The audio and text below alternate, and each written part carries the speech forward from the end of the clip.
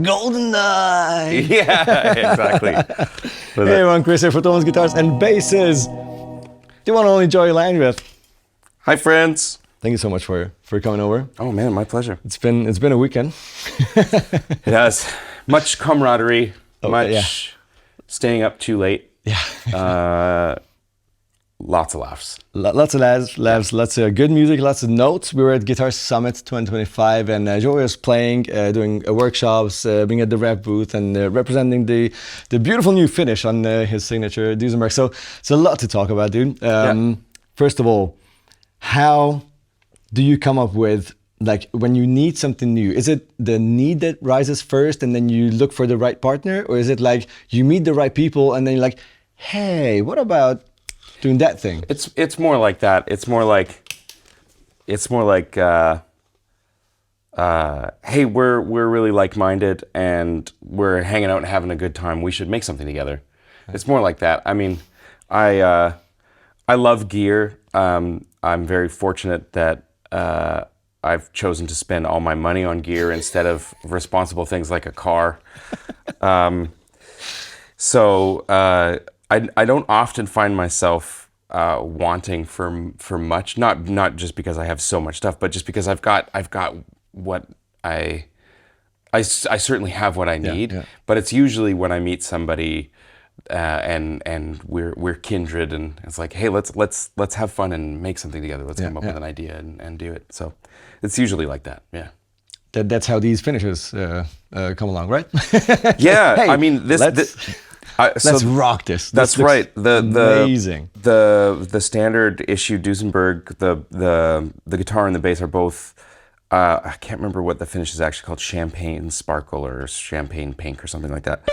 And I loved it. But that one I have, and I have it with me here. But it's tuned down. Oh. And I've been really enjoying playing in open E again after a long time of playing open D and D flat and C. And so I asked Duesenberg if it was like, hey, could I just get one more guitar that I could leave tuned kind of normal? All right. And they were very gracious and said, yep.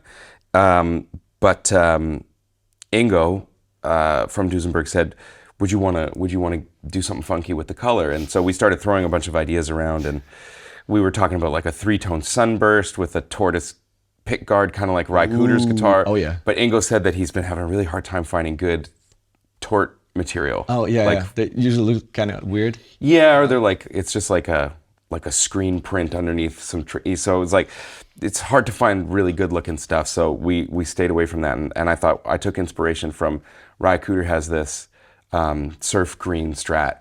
And so I said, well, if we're gonna tip a hat to Ry, what if we pick a different guitar that's easier to sort of, obviously this doesn't look anything like his guitar, but just little pieces of inspiration here and there.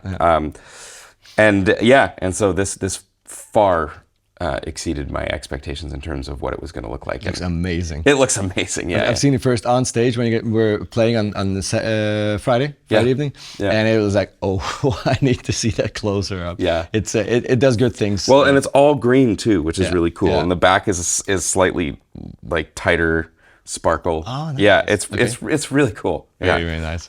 Pickup wise, electronics, everything stays the same. Yeah. Okay, cool. We have a video online where we cover a number of like German brands, and we also picked Joey's guitar and showed like all the voicing, the switches, and everything. It's worth checking out if you're interested. Can we hear some more of you? That's a new amp behind you. That's what we're using, and let's talk about it after. But okay. Yep.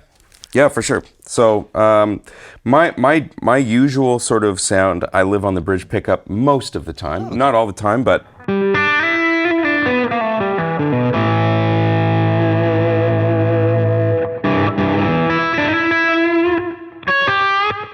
it's like more of a clean.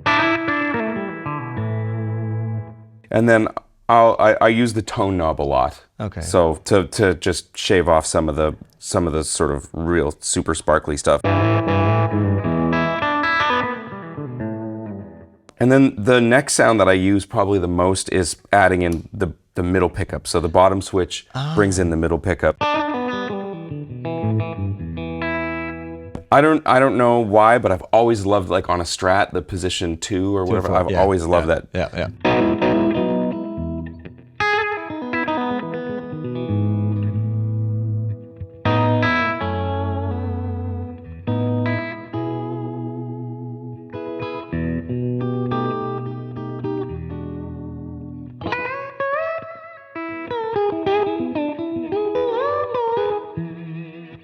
I love that sound. And then I even use in the middle, so this is all 3 pickups. Wow, but it's parallel, right? Because it's not humbuckery. No, yeah, it's got to be parallel.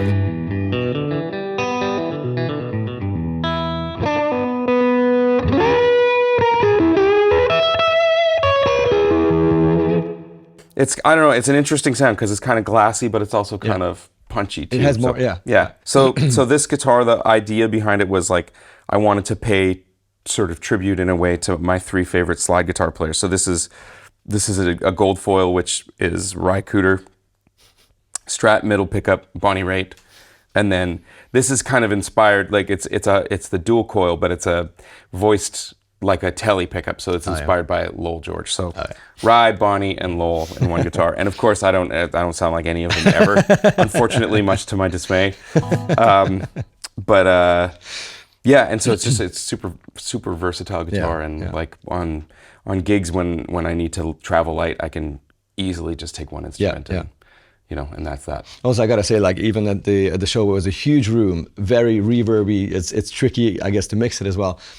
The guitar tone was so clear. Like there was all the notes were right there. It's totally easy to hear. And you like your mixer guy didn't have to Ian, right? Yeah. Didn't have to push the guitar way to the front to the point where it hurts in order to be able to hear definition. Exactly. Well, I mean, I think that's probably certainly is the guitar, but also speaks to Ian's skills because he's just like, when we asked him how the show went, he was like, "Oh, I was fighting the room the entire time." But then we had people saying, "Man, it sounded really, really good." It did. Obviously, it's a challenging room, but it sounded really good. So I think there's a lot of factors at play. Definitely. Another factor is the brown dude behind you. Yeah. The new addition to your family. I'm playing, by the way, Joey's combo, which came out last year? Earlier this year. Yeah. March. I love that amp. I use it a lot. Also on my channel, also here in the studio every now and then. And now there's a head. So how did that come along? Well, people were asking about making a head version of it. Very soon after we launched the combo. Isn't it always like, you do a combo, they want the head. You do a head, they want a combo. Yeah, for sure. I've been guilty of that very same thing. Yeah.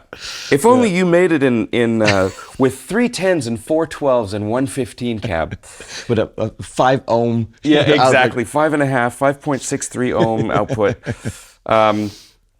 So we had sort of shelved the idea. We said, yeah, that's a good idea. We should do a head idea, but we'll wait. Derek had me come down to the REVV shop to test the prototype for the new D20. Which is also brand new. Yes. Yeah, which is also brand new. And it sounded really good. They changed some of the transformers and made some tweaks. And so I said, hey, why don't we, instead of doing a D25 head, why don't we just do a JL edition of the D20 like we did with the D25? Yeah, exactly. Yeah. The whole D25 JL and D20 JL. We started with a D25 and a D20, and then we made some voicing tweaks to help it suit my needs a little more. So Dan Trudeau, the designer and president of the company, he worked on shaping the bottom end in a way that I sort of need. And then it sort of brought some of the mid-range forward, and there's a little more top-end sparkle. So just a few tweaks that make it suit my playing quite a bit more. Do you benefit from that even with a standard, like an open E tuning? Or is it mostly for like when you go way low, like D and C? No, I mean, I'm doing the same. I will do the same thing with the bottom end of an amp regardless. I find like wherever it sounds really, really good, I'll go over and turn the bass knob down by 20%. Oh, that's awesome. Exactly. And it's like, oh. But then as soon as the bass guitar is in the mix and the kick drum, you don't miss it at all. And if anything, it makes more room for them. That was something that we worked on in the amp, was like, let's shape this so that, it still kind of thumps in a satisfying way, but it's not going to be problematic on stage. And that's probably the biggest thing that I think most guitar players, at least, young and up and coming guitar players, don't get right out of the gate, because it's like, but it sounds really good like this. Like, yes, but there are other people there, guys.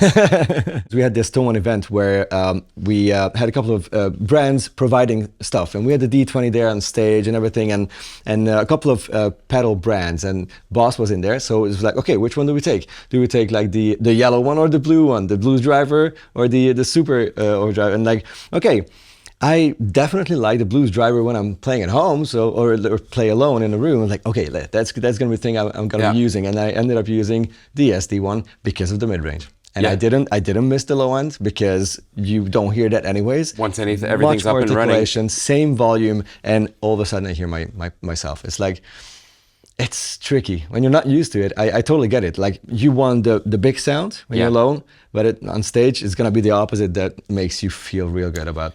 Well, it's a mid-range instrument, even in like a baritone guitar.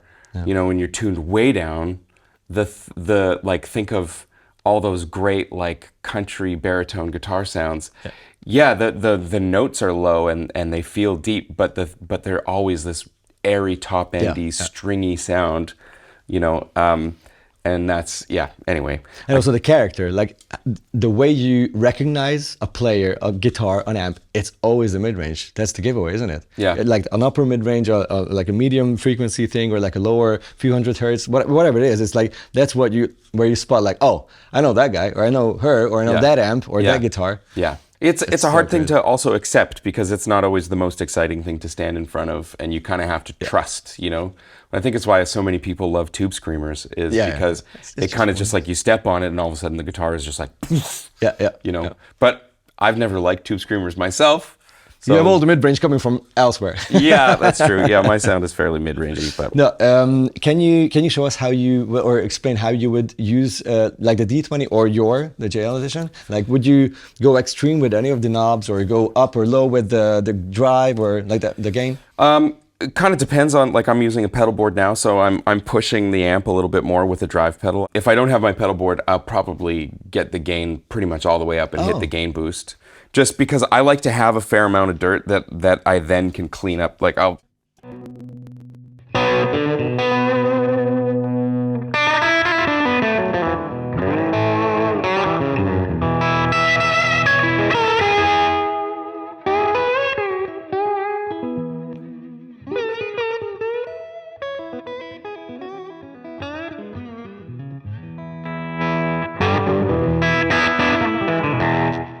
Yeah, so that's kind of like, doesn't seem to matter what I play through. I will kind of do a similar thing. Okay. And basically, like, when my volume knob is all the way up, that's sort of max gain. And if I need a little bit more, that's when I'll step on one of these. One of those guys, yeah. Yeah, but usually, like, my where I spend probably 90% of my sound on is like either a drive pedal or the amp pushed a little harder and then volume. What do you look for when you're a huge fuzz player? What is like a key feature that it has to have in order for you to be able to use it even in the band? Clean up. Okay. Yeah, as I find, like, if a fuzz pedal cleans up really well, then it's got the thing that, like, really responds to your fingers, to your touch. Yeah. And that's what I really like about them. So yeah, that's something that I'm always looking for. Unless it's like an Octavia or something, then there's so many. I mean, don't get me started on Octavias. There's so many great clones out there, but the one so far that I love the most is my Chicago Iron. It's like from 20 years ago, and it's like a 1-to-1 clone of the Tycho Brahe Octavia, the famous blue one. Yeah. And what does it do differently? I couldn't even tell you. It's like it's a really ugly sounding pedal, and a lot of people have tried to make them sound fatter. Okay. But when you add bottom end, like, it's like changing the first capacitor in the signal, allowing, like, more or less bottom end into the circuit itself. You lose a lot of sustain, and you lose a lot of, like, it gets farty, and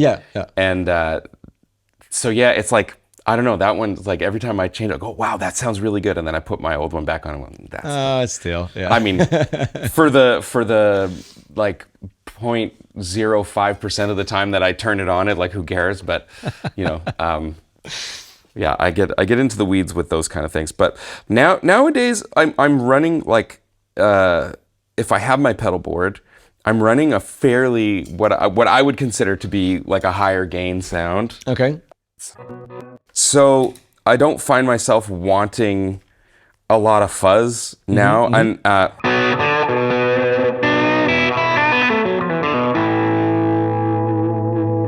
I've been loving the Dan Drive vocoder.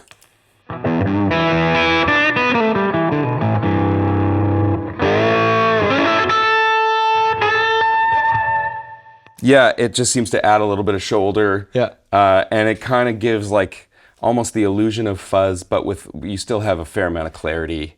It almost sounds like, I don't know anything about it, but it sounds like a germanium circuit that doesn't have a fuzz clipping. Just like a... Yeah, I think that's a great description of it. And I don't want to give away Dan's secrets, but I think it's kind of loosely based on a fuzz circuit that's tamed a little bit. But, like, nice. I don't know how big of a Rycooter fan you are, but, like...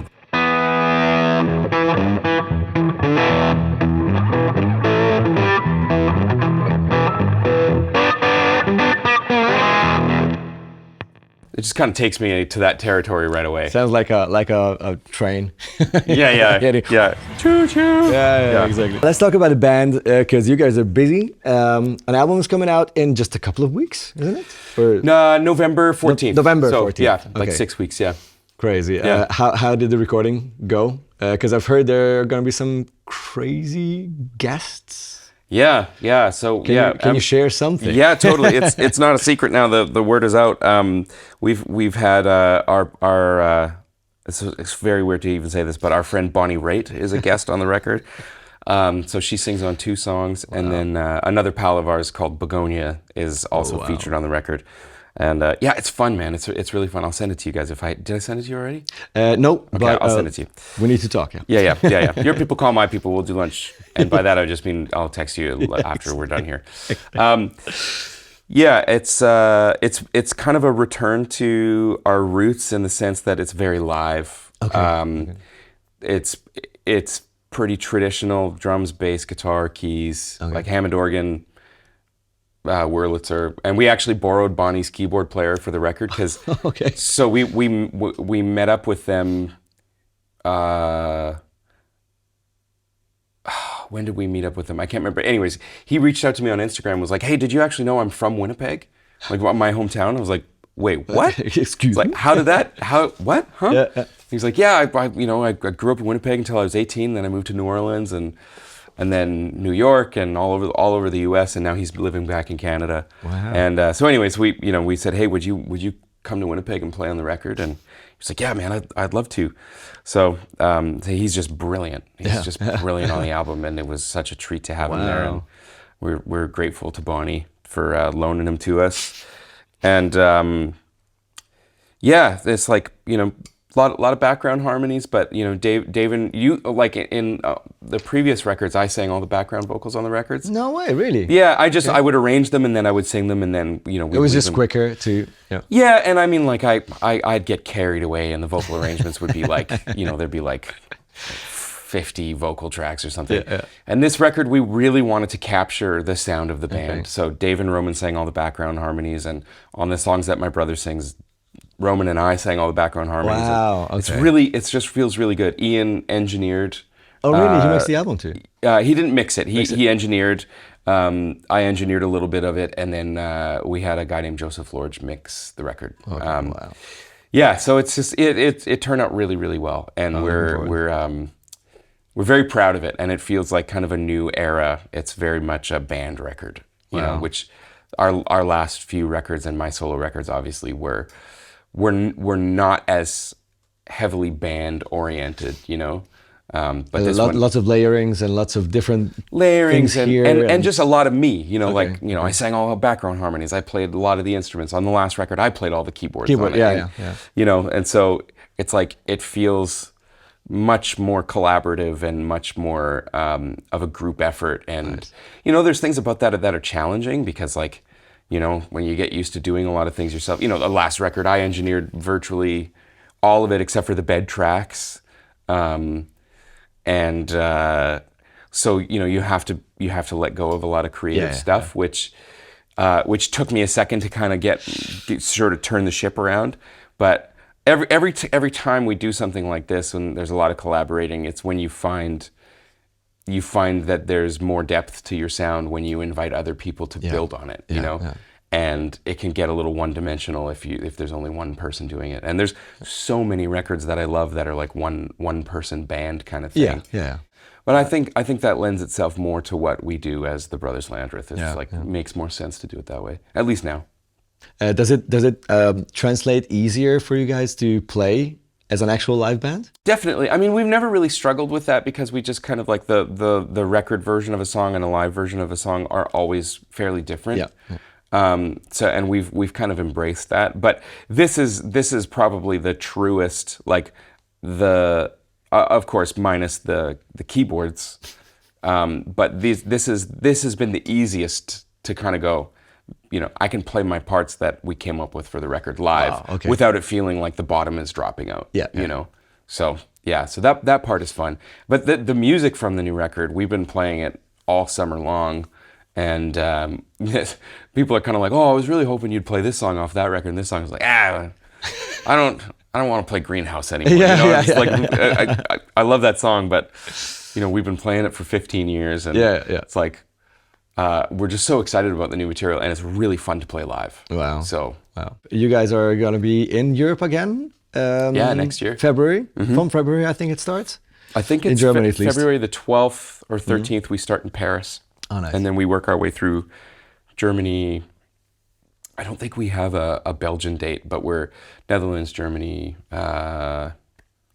France. Oh, Switzerland, we've got a Swiss show, and... there's some other ones that I'm forgetting. I'm sorry, but if you go to thebroslandreth.com/shows, come to the nearest show to you, please. Exactly. And if you have time on the 15th of February and you are close to Munich, say hi to half of the Thomann team as well, because we're going. We have our tickets. Yes. And I'm really stoked to see you, man, and can't wait to see you in February again. Thanks so much for having me. Appreciate it. You guys take it easy. Let us know in the comments below if you have any questions on the amp, on the guitar, on Joey, the band, whatever it is. We'll meet you down there. And again, thanks, man. Always a pleasure. Bye-bye. Thank you. Thank you so much, you nice guys. I don't know. Yeah, what do you want to play? Something not fast. For fishing by a lake. So I'm saying. Play something for fishing by a lake.